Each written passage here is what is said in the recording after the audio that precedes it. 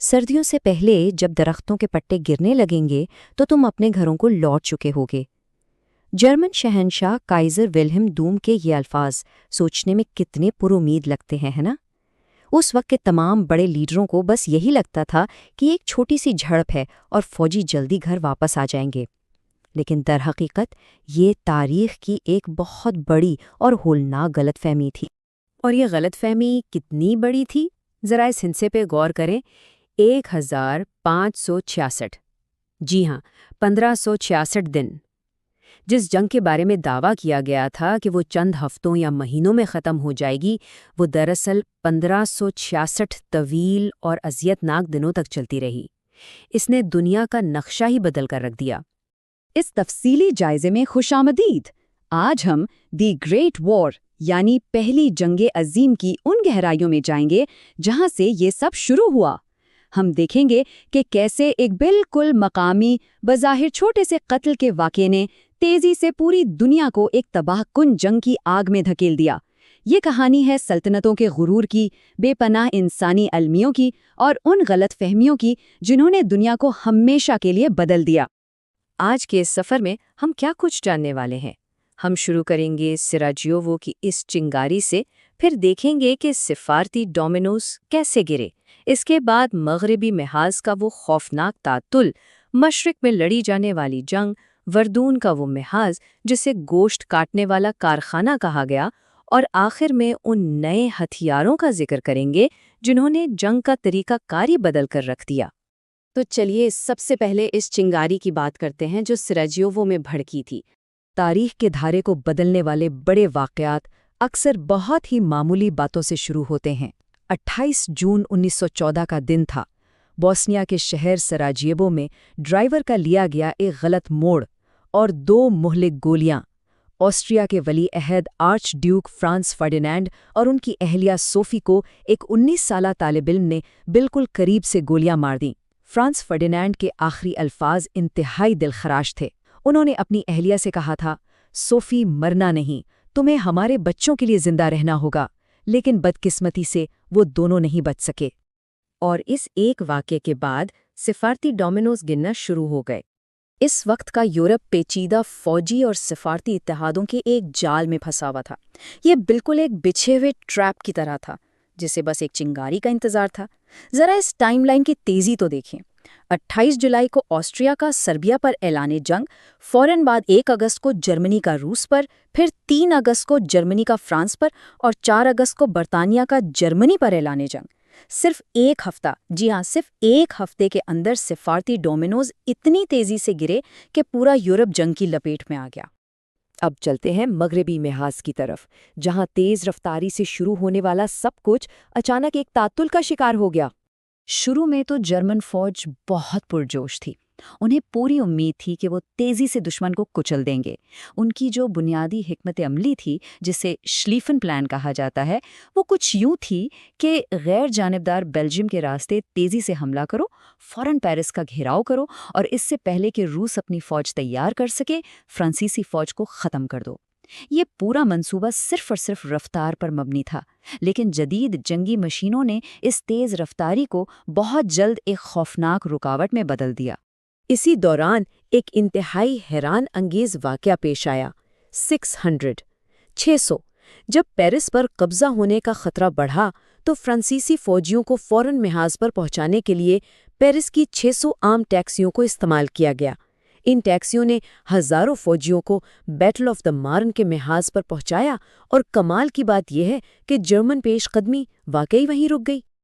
और इस तातुल ने जंग के एक बिल्कुल नए और भयानक दौर को जन्म दिया, जिसे खंदकों की जंग कहते हैं। ज़मीन में खोदी गई गहरी खंदकें जो स्विट्ज़रलैंड से लेकर समंदर तक 700 किलोमीटर तक फैली हुई थीं। अब कोई तेज़ रफ्तार नकलो हरकत नहीं थी, बस एक जानलेवा और लंबा तातुल था। कीचड़, सर्दी, बीमारियां और मौत, यही उन फौजियों का रोज़मर्रा बन चुका था। दूसरी तरफ मशरिक में क्या हो रहा था, आइए ज़रा वो भी देखते हैं। मगरबी महाज के बरक्स मशरकी महाज ज़्यादा मुतहर्रिक तो था, लेकिन तबाही के लिहाज से ये कुछ कम नहीं था। टेननबर्ग की जंग को ही ले लें। روس کی پہلی اور دوسری فوج نے ایسٹ پرشیا پر حملہ تو کر دیا، لیکن جرمنوں نے ریلوے کا ایسا زبردست استعمال کیا کہ روسی دوسری فوج کو بالکل تنہا کر کے رکھ دیا۔ نتیجہ 92,000 سے زیادہ روسی فوجی قیدی بنا لیے گئے۔ یہ روس کے لیے اتنی بڑی اور ذلت آمیز شکست تھی کہ روسی کمانڈر جنرل سیمسونوف کو انتہائی مایوسی کے عالم میں اپنی ہی جان لینی پڑی۔ جنگ کی اسی ہولناکی کے بیچ انسانی ہمت کی ایک ناقابل یقین داستان گلی پلی کے محاذ پر رقم ہوئی۔ 375 کلوگرام۔ جب توپ خانے کی کرین خراب ہو گئی تو ایک ترک فوجی سید علی چاوش نے اکیلے اپنے کاندھوں پر 375 کلوگرام وزنی توپ کا گولا اٹھایا۔ یہ انسان کے ناقابل تسخیر ارادے کی ایک بہت بڑی اور حیران کن مثال ہے۔ گلی پولی میں ہی ایک اور انتہائی دلچسپ واقعہ پیش آیا، جسے ہم خاموش انخلاء یا فینٹم ریٹریٹ کہہ سکتے ہیں۔ جب اتحادی افواج کو لگا کہ وہ یہ محاذ نہیں جیت سکتی تو انہوں نے واپسی کا ایک کمال کا منصوبہ بنایا۔ نقلی فوجی کھڑے کیے، خودکار فائر کرنے والی رائفلز نصب کیں اور اتنی خاموشی سے وہاں سے نکلے کہ ترک فوج کو کانوں کان خبر تک نہ ہوئی۔